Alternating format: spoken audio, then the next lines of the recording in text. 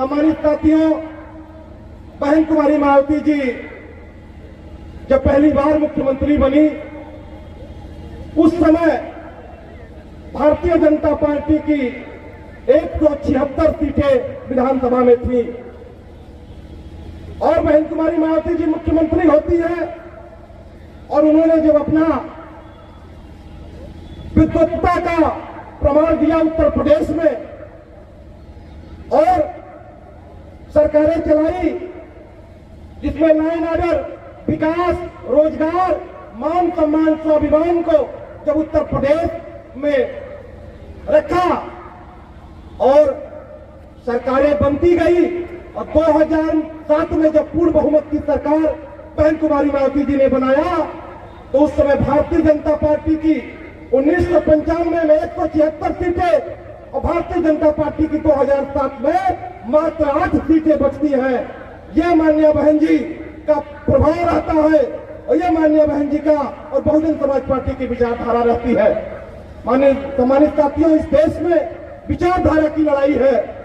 जो विचारधारा के तहत परम पूज्य बाबा साहब अम्बेडकर ने इस देश को संविधान दिया और उनके पद चिन्हों पर चलने वाली इस देश में एकमात्र नेता बहन कुमारी मायावती जी है और इसके सिवा और कोई नहीं है। सम्मानित साथियों, और 2007 में जब पूर्ण बहुमत की सरकार बहन कुमारी मायावती जी बनाती है और 5 साल जब सरकार चलाने के बाद सरकार को छोड़ती है तो समाजवादी की जब सरकार बनती है, अखिलेश यादव जी मुख्यमंत्री बनते हैं 2012 में, लेकिन उन्होंने किस प्रकार का सरकार चलाया ये किसी से छिपा नहीं है।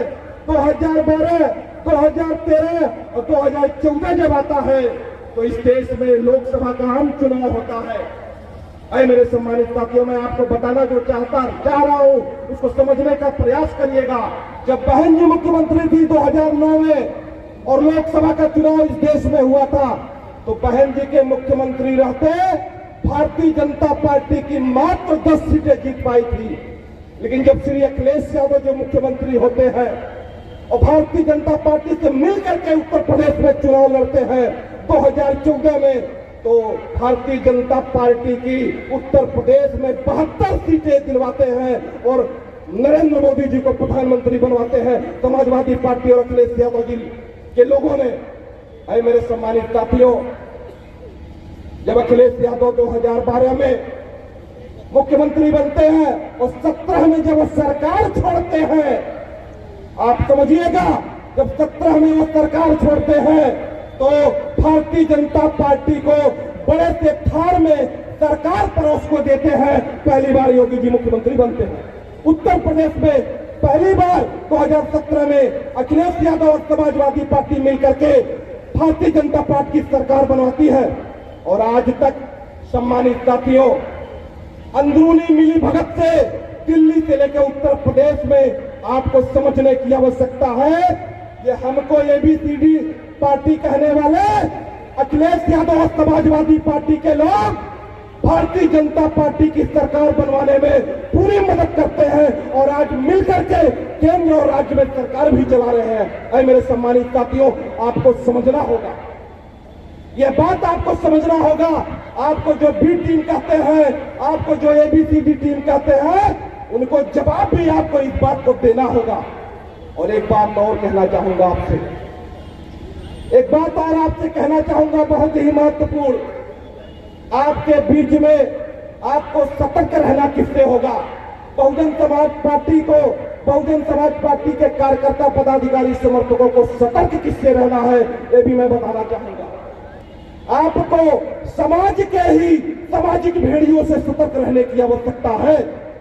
आज उत्तर प्रदेश में या पूरे देश में समाज के और जो आपके समाज के सामाजिक भेड़िया हैं उनसे आपको बचने की जरूरत है। आपके साथ उठते हैं, आपके साथ बैठते हैं और आपके पार्टी के बैठकों में भी कभी कभी हो जाते हैं, लेकिन जब असली में सरकार बदलने की बात आती है, बहुजन समाज पार्टी को चुनाव जिताने की बात आती है, तो सामाजिक भेड़िया आपसे मिलकर के आपको भ्रमित करने का काम करते हैं और अन्य दलों में चुनाव लड़वाने और जिताने का काम करते हैं। जो तूफानों में पलते जा रहे हैं वही दुनिया बदलते जा रहे हैं। और मान्य बहन जी आज इतने साल से इस जो बीएसपी पार्टी ना होकर एक मिशन है, जो बाबा साहब की सोच थी, मानवर काशीराम जी की सोच थी, उसको आगे बढ़ाते हुए वो काम कर रही हैं। उस पर उनका जब गुणगान हम लोग करने लगेंगे तो पूरी रात हो जाएगी। इस प्रदेश के लिए उन्होंने क्या किया है, हमारे लिए क्या किया है, बहुजन समाज के लिए क्या किया, अल्पसंख्यक समाज के लिए क्या किया है, तो कोई नहीं बोल पाएगा उतना। आज मैं आपको दो ही चीजें बताऊंगा उनके लिए, जो आज भी वो इस समय संघर्ष करती जा रही हैं। दो चीजों पे जो कि हमारी जो सत्ता पार्टी भारतीय जनता पार्टी है, जो उस पर हमलावर है, आज हमारे आरक्षण पे हमलावर है, और वो इस देश से जो है संविधान भी खत्म कर देना चाहती है। तो आज कौन मुख्य रूप से लड़ रहा है इन भाजपाइयों से, और इन दोनों मुद्दों पे कौन है मुखर? सिर्फ मान्य बहन मायावती जी हैं, जो आज आरक्षण के लिए भी लड़ती जा रही हैं। और आज अगर आरक्षण नहीं खत्म कर पा रही है भारतीय जनता पार्टी, तो सिर्फ माननीय बहन जी का खौफ है उनके अंदर।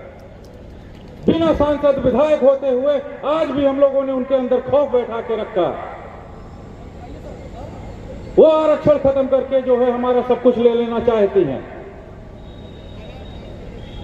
वो सिर्फ सब हर जात बिरादरी सिर्फ जो है धर्म का नशा वो चटाना चाह रही है कि धर्म के नशे में लोग आ जाएं। इसीलिए संविधान पे वो हमेशा हमलावर रहते हैं।